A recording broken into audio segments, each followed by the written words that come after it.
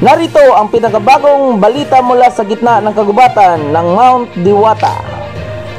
Isang matapang na hakbang ang isinigawa ni SG Hunter 01 sa pagpasok at pagmanman sa kuta ni Commander Kilaw upang alamin kung sila nga ba ay nagkasundo ni Commander Bagtik.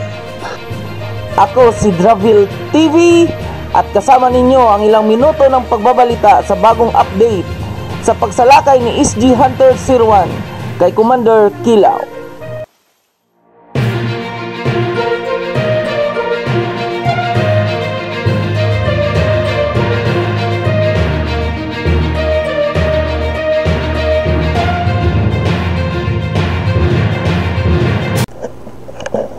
Sa likod ng mainit na klima, nilusob ni SG Hunter 01 ang kuta ni Commander Kilaw upang suriin kung totoo nga bang nagkakaisa sila ni Commander Bagtik. Sa kabila ng panganib, matapang na pumasok si SG Hunter 01 nang mag-isa lamang na may kalayuning alamin ang kalagayan na sa nasabing kuta ni Commander Kilaw.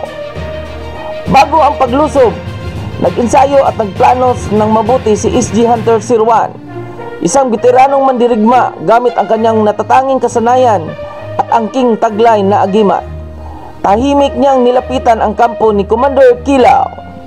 Sa pagpasok sa kuta, nakaharap ni SG Hunter 01 ang mga tauhan ni Commander Kilaw.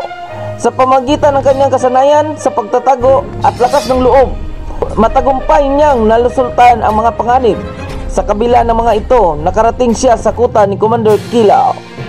Sa kanyang pagsulong at mapanlikhaing pamaraan, nakakuha siya ng mahalagang impormasyon tungkol sa aktibidad ng teroristang grupo.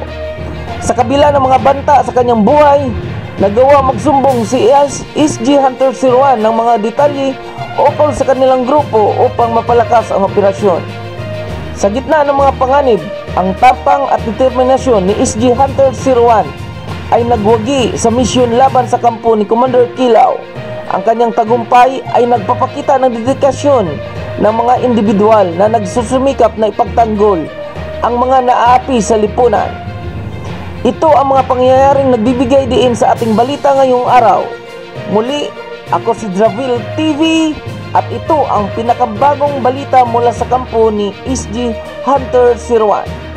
Dravils TV News Update.